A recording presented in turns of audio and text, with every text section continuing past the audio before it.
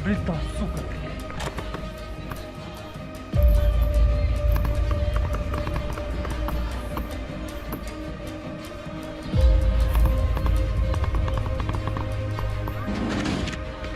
Быстрее, быстрее, быстрее! Быстрее, блядь! Укрытие шукаем. Бегом, бегом, бегом, бегом!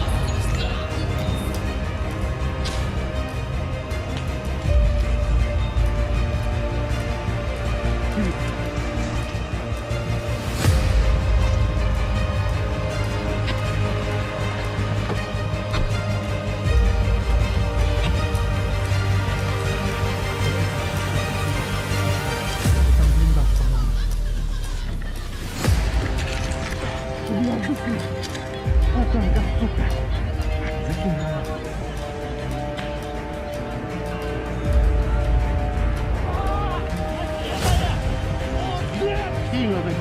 Тут чуть ниже. Возможно, пальці, такі такі. Перебито все мати.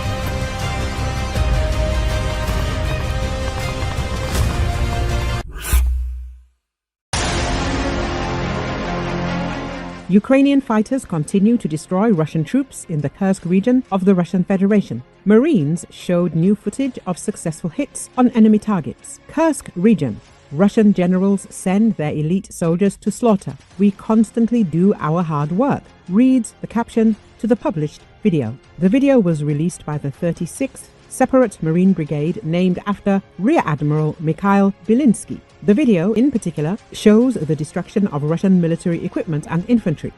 Recall, Russia is also deploying FSB special forces against Ukrainian defense forces in Kursk Oblast.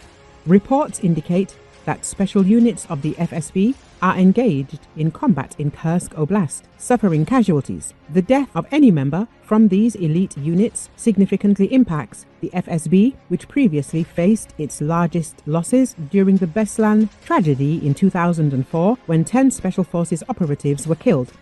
An FSB source noted that the primary mission of these units is to detect and neutralize enemy reconnaissance and sabotage groups. With a state of emergency declared in Oblast, authorities have turned to the special services, indicating a decision by the FSB to deploy elite fighters against perceived Ukrainian saboteurs. However, the source cautioned that in a conventional conflict involving heavy weaponry, these special forces have limited chances against a regular army. Another source close to the FSB stated that the fight against Ukrainian saboteurs does not align with the FSB's Central Security Services operations, suggesting that the current counter-terrorism framework is unsuitable for the situation in Kursk.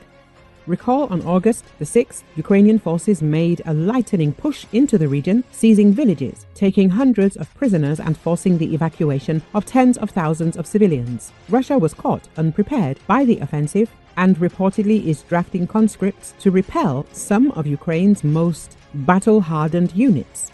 Russian state media fell into line, showing evacuees queuing for aid or donating blood, as if the events in Kursk were a humanitarian disaster and not the largest attack on Russia since World War II.